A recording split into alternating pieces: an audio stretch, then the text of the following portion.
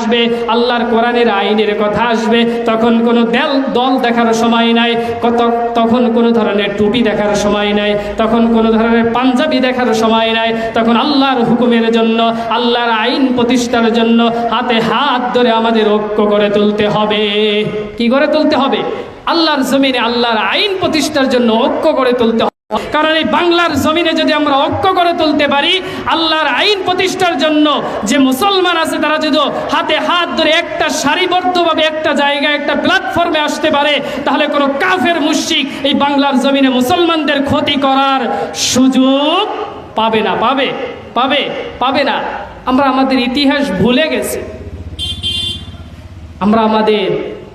ভুলে গেছি, আমাদের মুসলমানরা কি করেছে জমিনের মধ্যে এটা আমরা ভুলে গেছি।